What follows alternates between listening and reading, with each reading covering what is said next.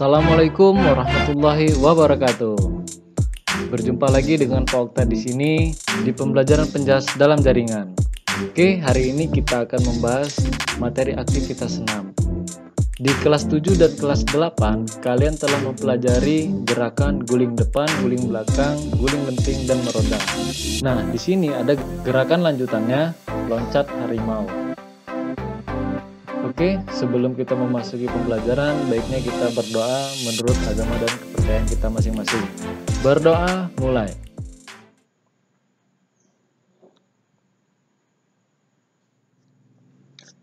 Tujuan pembelajaran: A. Memiliki keterampilan gerak dominan senam lantai, guling depan, guling belakang, guling lenting, meroda, dan loncat harimau. B. Memiliki pengetahuan tentang variasi gerak dominan senam lantai, guling depan, guling belakang, guling lenting, meroda, dan loncat harimau. Memahami bentuk-bentuk gerakan yang digunakan, mengenal konsep ruang dan waktu.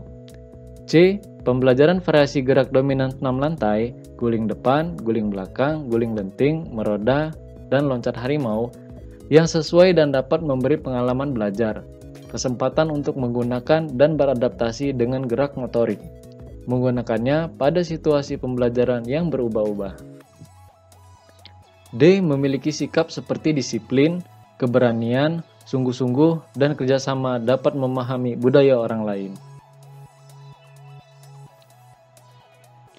A. Hakikat senam lantai. Pengertian senam lantai. Senam lantai adalah satu dari rumpun senam. Sesuai dengan istilah lantai, maka gerakan-gerakan atau bentuk latihannya dilakukan di lantai.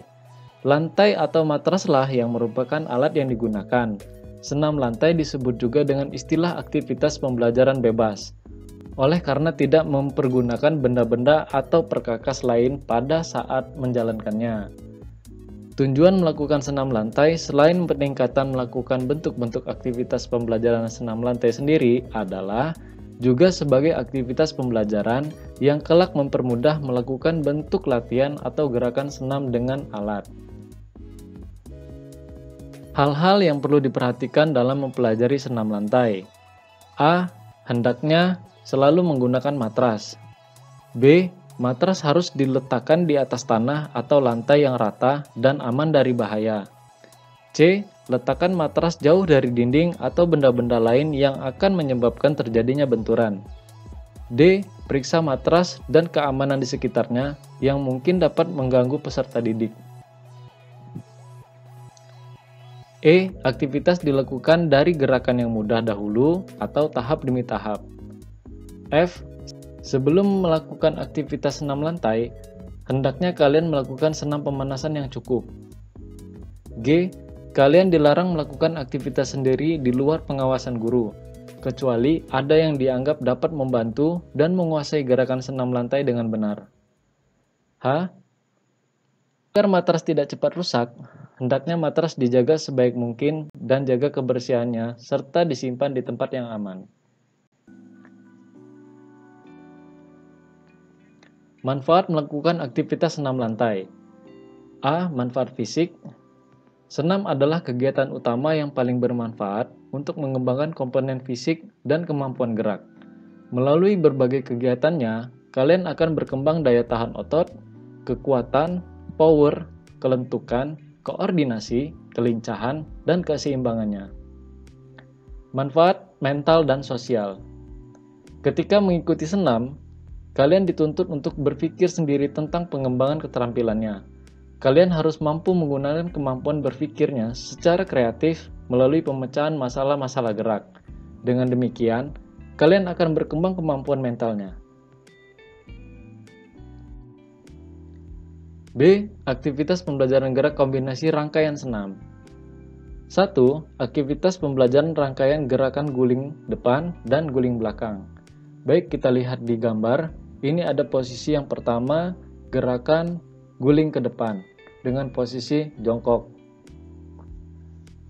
Kemudian gambar yang bawah adalah proses guling ke belakang. Perlu diperhatikan ketika saat akan berguling, dagu didekatkan dengan dada. 2. Aktivitas pembelajaran rangkaian gerak guling depan dan guling lenting. Kita lihat dari gambar yang atas, posisi yang di sebelah kanan diawali dengan posisi jongkok, mengawali guling ke depan, lalu gambar yang di bawah melakukan guling lenting. Seperti yang sudah pernah dipelajari di kelas 8.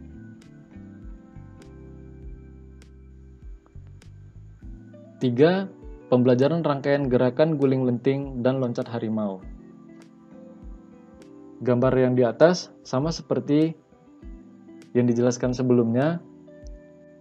Proses guling lenting di mana kita melecutkan kaki kita ke depan dengan posisi kaki rapat dan diakhiri dengan gerakan berdiri sempurna.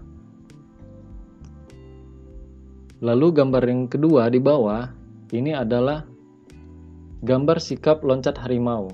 Diawali dengan posisi berdiri sikap sempurna, jongkok, lalu melecutkan badan ke depan, meloncat, dan diiringi dengan guling ke depan, lalu sikap akhir berdiri sempurna. 4. Pembelajaran rangkaian gerak loncat harimau dan meroda. Gerakan ini dilakukan setelah melakukan loncat harimau, langsung melakukan sikap meroda. Dan catatan sedikit untuk meroda, tidak ditentukan untuk kaki yang kiri atau yang kanan duluan untuk melakukannya. Pilih kaki mana yang nyaman untuk kita melakukan gerakan meroda. 5. Aktivitas pembelajaran rangkaian meroda dan lenting tangan atau handspring. Nah, di sini setelah kita melakukan meroda, kita melakukan gerakan handspring. Lalu dilecutkan ke depan sampai sikap akhir berdiri sempurna.